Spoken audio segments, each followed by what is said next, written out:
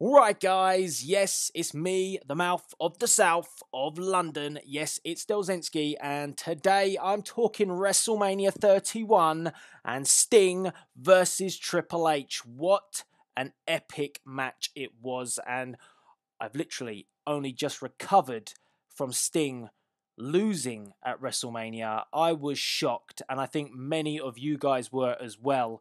And that's why I want to talk to you about the match, because you know, last night I couldn't quite believe it, but now I've come to terms with it and I've actually watched the match again and I thought about the reasons behind it.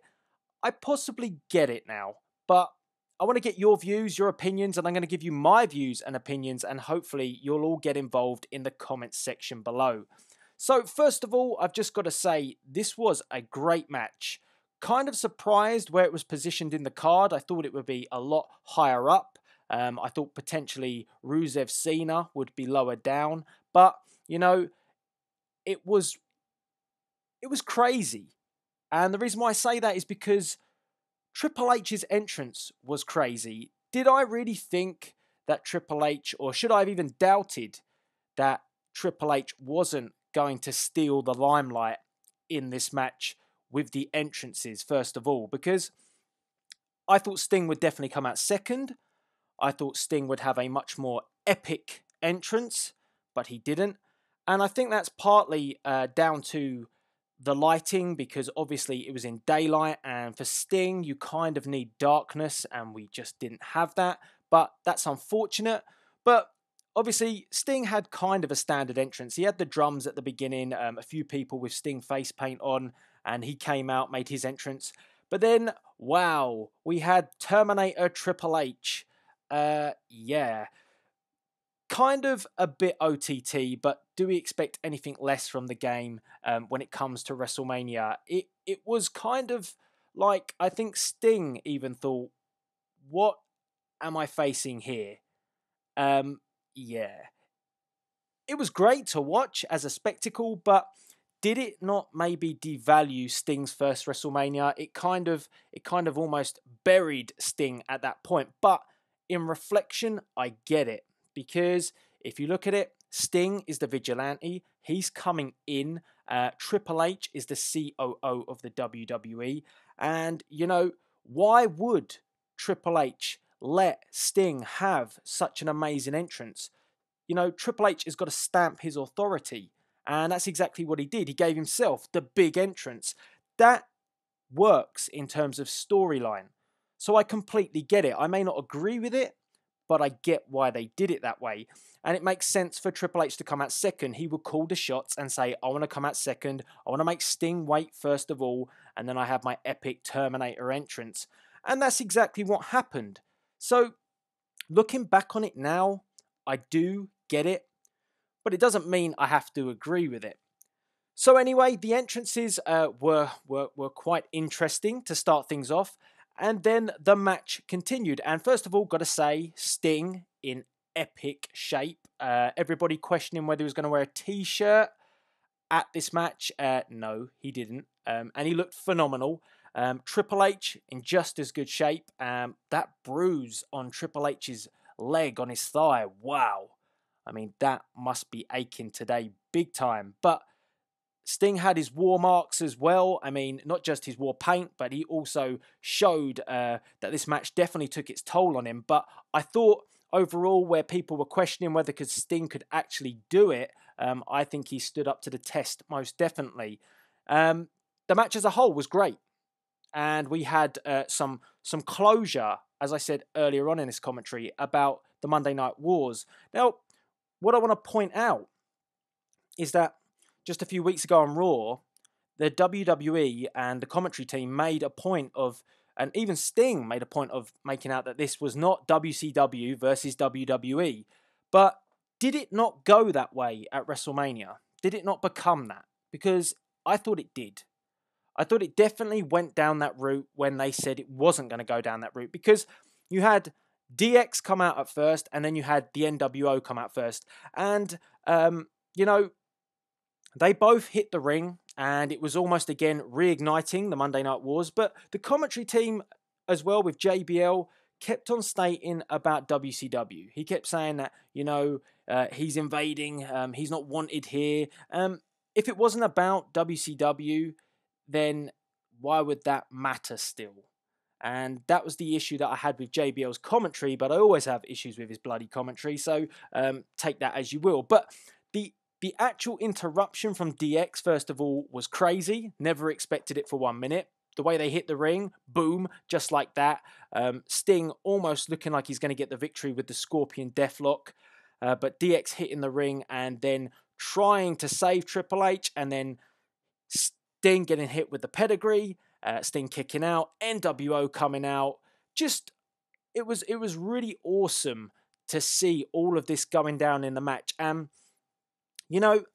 Yes, ultimately this led to Sting losing the match because we saw the sledgehammer and the baseball bat come out. Sting breaking the sledgehammer, that was tremendous. But then Triple H picking up that sledgehammer and jamming it to Sting as he went for a Stinger splash. And that moment there kind of makes me think, well, would it not have been better to end this one with a pedigree? Because if he ended it with a pedigree, and then after the match, because we did see the stand down between Triple H and Sting, and they shook hands, why would you do that? Why would you shake hands with a man that hit you with a cheap shot, such as with the sledgehammer, to get the victory? He couldn't beat him with the pedigree. If he had hit the pedigree, it would have been a different story. But I think it was kind of a cheated victory, and that makes me hope that we're going to get Sting versus Triple H too, because if they can produce something like this, why not have something going into possibly SummerSlam? And if you guys are interested in that, obviously let me know via the comments box below, because I think that would be good for Sting. Now, as I said, I was shocked when Sting did eventually lose, and I think the crowd were a bit shocked because everything was hyped up until that pinfall. The minute that pinfall hit, crowd just kind of went, whoa, did that really just happen? Because I think, as I thought, you guys probably feel the same. This was Sting's moment, and at WrestleMania, you'd expect him to get the victory. First ever WrestleMania, maybe his only ever WrestleMania, he should have got the victory. But again, analyze it a little bit more, makes you question a few things. I mean, Triple H is the COO of the WWE. It was tied to the Monday Night Wars, this match. Was WWE really going to let WCW and Sting get one over at the biggest event, which is under a WWE banner? And the clear answer of that is no. But I think because everybody loved that Sting finally came to the WWE, we all got a little bit mixed up with the hype and the excitement of seeing Sting in a WWE ring, and we forgot that really the WWE was never going to let Sting go over in this match, not this time anyway. Now, it leads to the question, where does Sting go next? Because I think he's going to be on Monday Night Raw. I'm not entirely sure, but I believe he is. Are we going to get some sort of answer to him? Is he going to say, well, it was one time and one time only and hang up the boots? Or are we going to get prompted into this feud going on longer? I mean, the handshake at the end didn't really reveal very much. I saw the little tap on the face, and Sting still kind of looked a little bit hacked off. So I imagine that still there's sort of bad blood, and hopefully that does continue, because I want to see it. I think if they can put on a match like this, then I'm more than happy to see it go again. The only thing I would mention as well, because it didn't happen during the match, that Rock Triple H segment, did that devalue Sting at all? I mean, Triple H coming out in his suit looking like he hadn't even been in a match in the evening. I mean, that kind of put a bit of a dampener, and he did ultimately talk in the talk.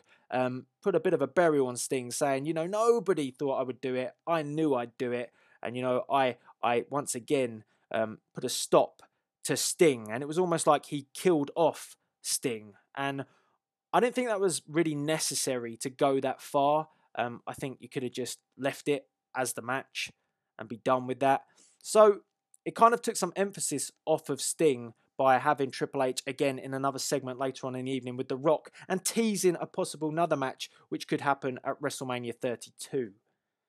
So guys, I mean, yeah, it was interesting. It was shocking. I, for one, would have loved to have seen Sting win. I, for one, want to see Sting versus Taker, but I know ultimately the scenario of that happening is very difficult. I mean, would Sting beat The Undertaker? Probably not. Would Taker take a loss? You know, he's already lost once. Probably not. It's kind of an impossible scenario to put together in terms of who could come out the victor and not look weak. And you wouldn't want Sting to lose 2 in a row at WrestleMania, and nor would you want The Undertaker to maybe receive that second loss, which none of us really want to see. So, guys, that's my view on things. Hopefully you've got some interesting points out of me regarding the match Sting versus Triple H. Get involved by the comments box below. What did you think of it all? Did you think that Sting should have lost? Do you think that Triple H should have been more humble towards Sting after the match instead of cutting a bit of a scathing promo later on in the evening? And what did you think of those entrances? Was that right or wrong as well?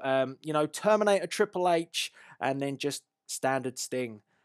I want to get your views on it. All very interesting, and all in all, an absolutely awesome WrestleMania. I have to say that, credit to the WWE, they did a fantastic job.